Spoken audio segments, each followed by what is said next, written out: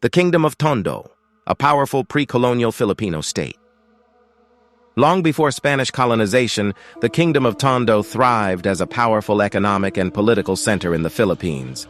Ruled by noble leaders, it commanded influence over trade, diplomacy, and culture, connecting the islands to the wider Asian world.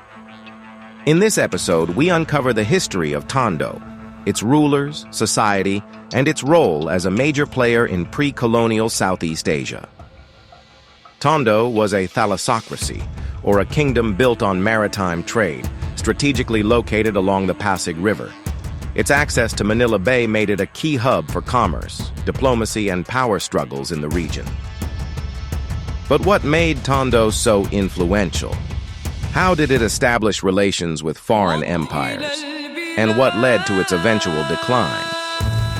Let's dive into the fascinating story of one of the Philippines' most powerful pre-colonial states. The Kingdom of Tondo is one of the earliest known political entities in the Philippines. By the 10th century, it had already established itself as a center of governance, trade, and culture in the region.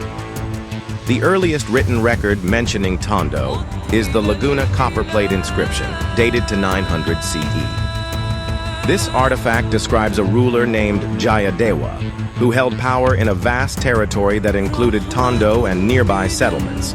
It provides evidence of an organized system of governance and early diplomatic relations with neighboring states. Tondo's strength came from its strategic location. Situated along the Pasig River near Manila Bay, it controlled one of the most important trade routes in pre-colonial Southeast Asia. This access allowed it to become a dominant center for commerce, attracting traders from China, India, the Malay world, and beyond. By facilitating trade between foreign merchants and inland communities, Tondo amassed wealth and strengthened its influence. Gold, in particular, was abundant in the region, making it highly attractive to foreign traders. By the 14th and 15th centuries, Tondo had grown into a formidable kingdom, ruled by a powerful leader known as the Lakan. Its growing wealth and influence put it in competition with nearby states, especially the Rajanati of Manila, located just across the river. While both Tondo and Manila engaged in trade, their rivalry stemmed from control over Manila Bay, a crucial point in maritime commerce. Manila, with its strong connections to the Sultanate of Brunei, posed a challenge to Tondo's dominance. Despite this rivalry, Tondo remained a powerful entity, maintaining strong alliances with foreign traders and neighboring barangays. Its influence stretched across Luzon, shaping the political and economic landscape of pre-colonial Philippines. With its wealth, influence, and strategic location, Tondo became a dominant force in pre-colonial Luzon. But how did its rulers govern, and what was life like for the people of Tondo? At the head of Tondo's political system was the Lakan, the supreme ruler who held both political and military authority. Unlike a monarchy where power was absolute, Tondo followed a decentralized system where local rulers, or datus, managed their own barangays while remaining loyal to the Lakan. The Lakan was responsible for maintaining order, overseeing trade, and forming alliances with neighboring states. His rule was reinforced by the maginoo class, who served as his closest advisors and military commanders. Society in Tondo was highly stratified, with each class playing a crucial role in the kingdom's political and economic stability. The maginoo were the noble class. Consisting of wealthy landowners, warriors, and advisors, they played a key role in governance, often serving as emissaries in diplomatic relations and assisting in military affairs. Below the nobility were the timawa, or freemen, who formed the backbone of the economy. They were skilled merchants, farmers, and artisans who contributed to Tondo's prosperity through agriculture, craftsmanship, and trade. At the lowest tier of society were the alipin, or dependents, who served the maginoo and timawa classes. They were divided into two categories: the aliping namamahay, who had the right to own property and live independently, and the aliping sagwigwilid, who worked directly under a master and had fewer rights. Despite their lower status, Alipin were not necessarily slaves in the traditional sense. Many could earn their freedom through hard work, marriage, or by paying off debts. The Lakan's authority extended beyond warfare and diplomacy. He also presided over legal matters, ensuring that justice was served within the kingdom. Tondo followed customary laws or oral traditions, where disputes were settled through deliberations led by the Lakan and his council. Punishments varied depending on the crime, but diplomacy and restitution were often preferred over severe penalties. Beyond internal governance, the Lakan played a crucial role in diplomacy, forming alliances with other regional powers through trade and marriage arrangements. These agreements ensured Tondo's economic prosperity and protection from rival states. Tondo's political and social structure created a stable and prosperous society. With the Lakan at the helm, supported by nobles, warriors, and merchants, the kingdom flourished as a center of power and commerce in pre-colonial Philippines. Tondo was more than just a political power. It was a major center of commerce and diplomacy. Situated along the Pasig River near Manila Bay, it was perfectly positioned to facilitate trade between the Philippines and the wider Southeast Asian and Chinese maritime trade networks. Tondo's rulers, particularly the Lakan, engaged in trade and diplomacy to strengthen the kingdom's influence. By forming alliances with neighboring powers, they ensured economic prosperity and political stability. One of Tondo's most important trading partners was Imperial China. The Chinese valued Tondo's gold, pearls, and beeswax, while Tondo's elite sought fine silk, ceramics, and ironware from China. The Kingdom of Tondo was recognized by the Chinese Ming dynasty as an important trading partner, granting its rulers access to China's vast market. Chinese merchants frequently visited Tondo's ports, contributing to the kingdom's economic success.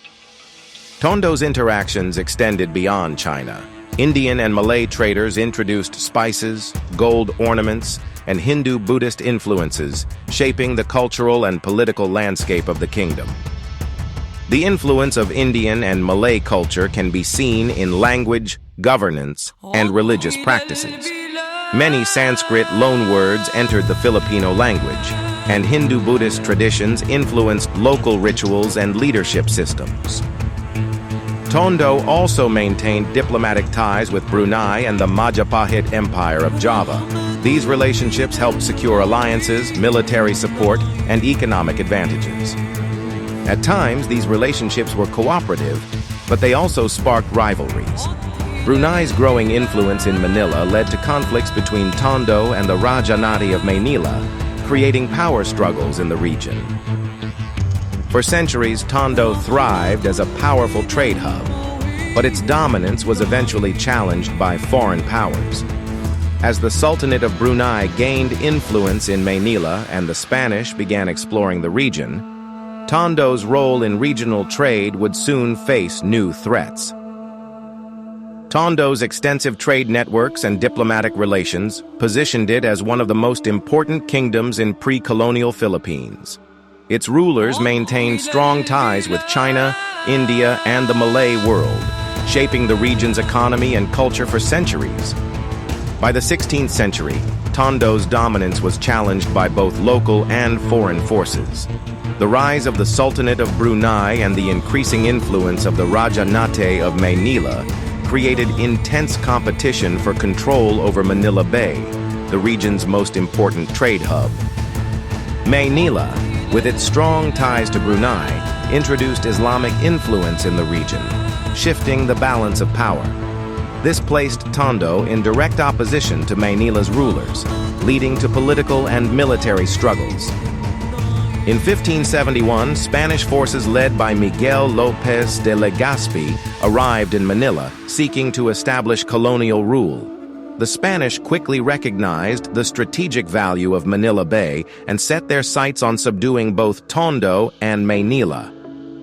The Spaniards, aware of the rivalry between Tondo and Manila, used diplomacy to gain an advantage. They sought the support of Rajah Lakandula, the ruler of Tondo, offering protection in exchange for allegiance. Rather than engaging in full-scale war, Rajah Lakandula of Tondo chose to negotiate with the Spanish. Understanding the growing power of the Spanish Empire, he saw an alliance as the only way to protect his people.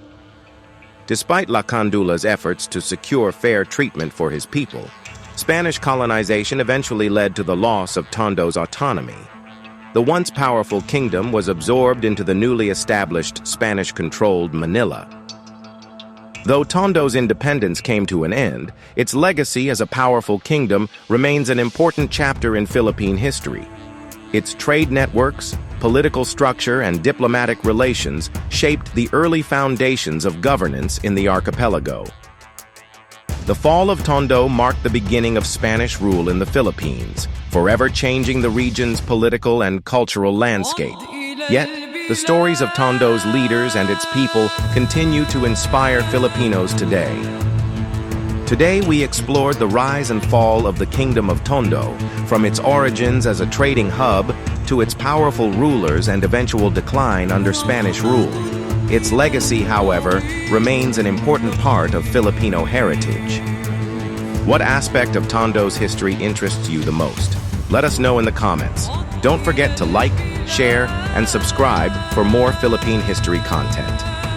Stay curious, stay inspired, and keep exploring the rich history of the Philippines. See you in the next episode.